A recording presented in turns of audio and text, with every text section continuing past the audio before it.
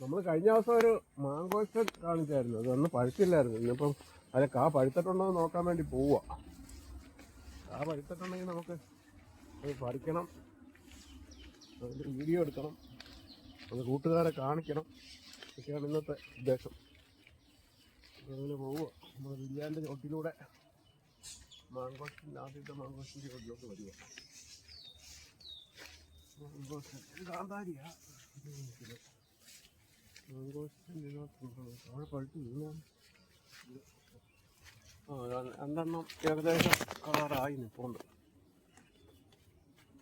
കളറായിട്ടുണ്ട്. ഇച്ചിരി കൂടെ പഴുക്കാനുണ്ട്, നാളത്തേക്കേ ആകുള്ളൂ തോന്നുന്നു. മാങ്കോസ്റ്റിനെ നാളത്തേക്കേ ആകും അല്ലേ? അതായെങ്കിൽ പറിച്ച മോനെ, അത് ഒരെണ്ണം കൈ തിറ്റി പറയും അവിടെ. ഓക്കെ, ഒരെണ്ണം ആയിട്ടുണ്ട്. ഇത് കുറച്ചുകൂടെ ആകാനുണ്ട്. നമുക്ക് താഴെ ഒരെണ്ണം ഉണ്ട്, അതിലുണ്ടെങ്കിൽ അത് നമുക്ക് പറിക്കാം. ഇത് ഇച്ചിരി കൂടെ ആകാനുണ്ട്. പക്ഷേ ഇന്നലെ രണ്ടെണ്ണം താഴെ വീണ് കേടായിപ്പോയായിരുന്നു. 2 ദിവസമായിട്ട് താഴെ കിടന്ന് അത് നോക്കി.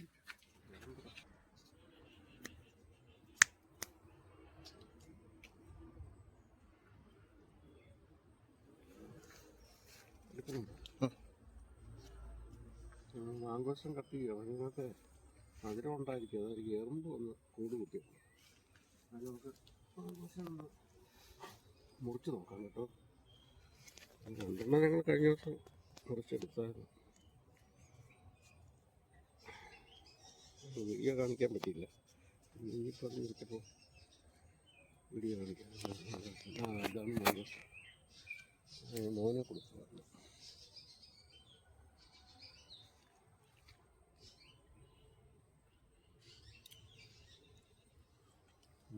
മരമുണ്ട്, നല്ല മരം.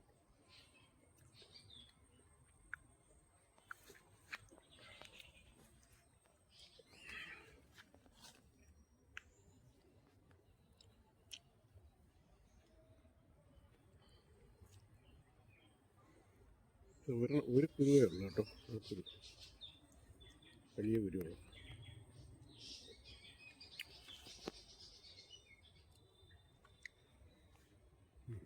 കഴിച്ചു.